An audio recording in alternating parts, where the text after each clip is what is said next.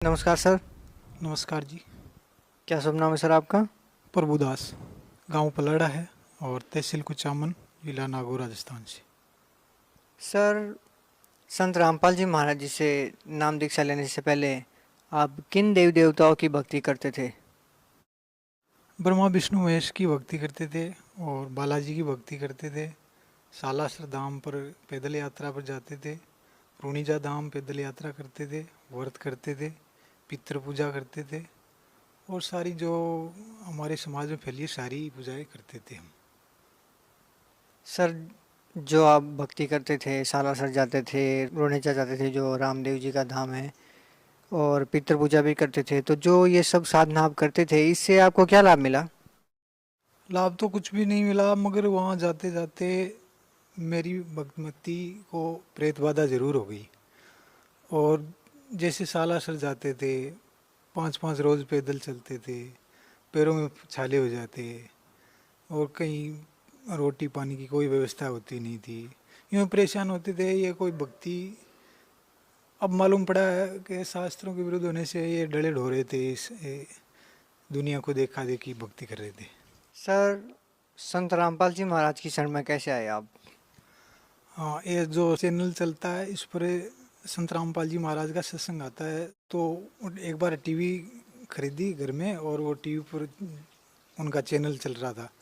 तो वो बता रहे थे, हमारे शास्त्र खोल कर दिखा रहे थे। मैं गीता पहले पढ़ता था, तो एक जगह से मैं कहीं से उपदेश ले रखा था। यहीं नागौर जिले में है, बखरी शहर है, वहाँ कोई आश्रम है संत जी का, निसलानंद जी महाराज है। उनसे मैं दीक्षित था। उन्होंने मुझे मंत्र दिया था, 10 साल से उनकी भक्ति करता था मैं।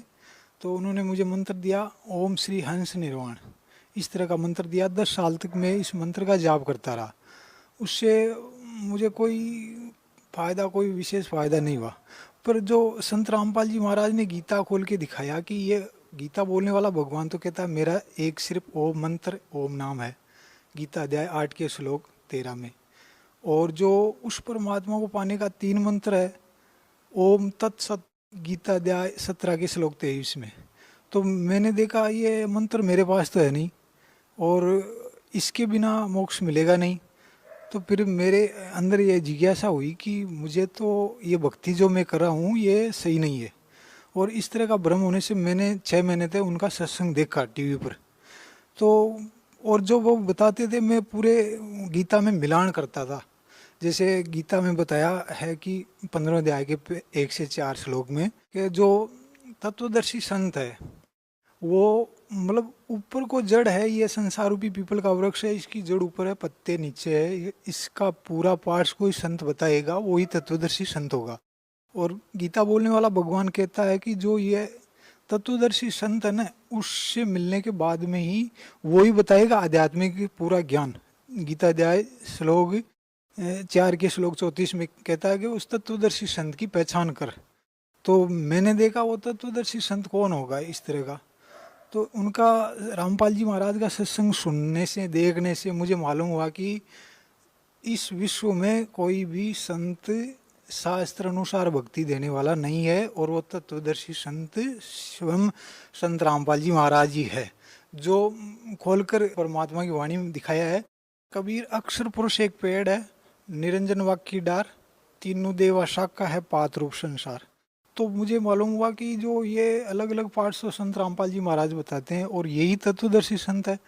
तो फिर उनसे दीक्षा लेनी चाहिए, ये जिज्ञासा हुई मेरे मन में। तो फिर 28 मई 2012 को मैं संत रामपाल जी महाराज से दीक्षा ली। वहाँ से मेरा आध्यात्मिक जन्म हुआ। सर, जो सद्भक्ति संत रामपाल जी महाराज जी ने आपको दी है उससे आपको क्या लाभ मिला? लाभ तो सबसे बड़ा तो मैं यही बताऊंगा कि मुझे आध्यात्मिक मेरा जन्म हुआ, मुझे वो उन शास्त्रों का ज्ञान मिला संत रामपाल जी महाराज की दया से, जिससे हम इस जन्म मृत्यु के चक्कर से बच सकते हैं और अपने निज लोक सतलोक में परमात्मा की प्राप्ति कर सकते हैं।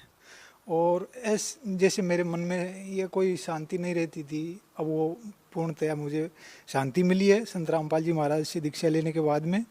और लाभ तो ऐसे ऐसे हुए हैं, परमात्मा ने ऐसे लाभ किए हैं।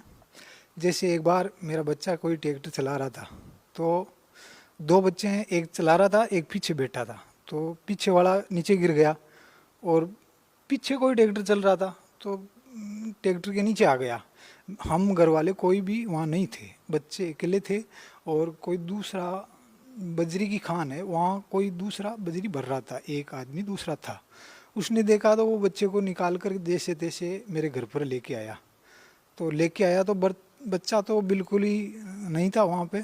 और फिर हमारे घर पे लेके आया, मुझे बुलाया तो मैंने देखा कि इसको क्या हो गया है। फिर मैंने मालिक के सामने दंडवत किया, बच्चे को भी दंडवत कराया, तो बच्चा तुरंत सही हो गया।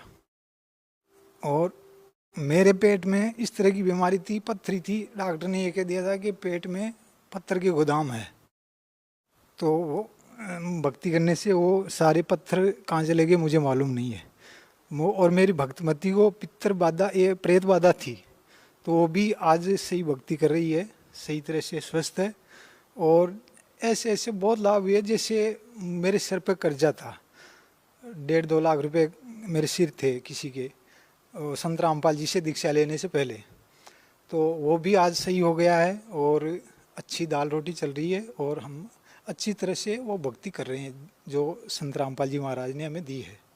वो शास्त्र अनुसार भक्ति बताते हैं और हम को यही भक्ति करनी चाहिए। जैसे सतयुग में जो सारे लोग भक्ति करते आ रहे थे वेदों अनुसार, वही भक्ति हमारे शास्त्रों में लिखी है और वही आज हमें संत रामपाल जी बता रहे हैं, तो वही भक्ति सही है।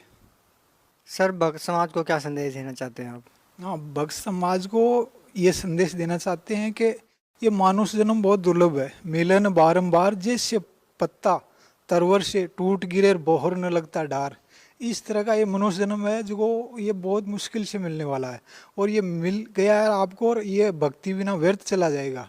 इसलिए आपको भक्ति करो शास्त्रों अनुसार और मोक्ष पाओ। इसका एक मानव जीवन का एक ही उद्देश्य है कि शास्त्र अनुसार भक्ति करके और अपने परमपिता परमेश्वर को पहचान लो और बार बार के जन्म मरण से बचो। बस यही संदेश देना है हमें भक्त समाज को। बहुत बहुत धन्यवाद सर आपका। सत्य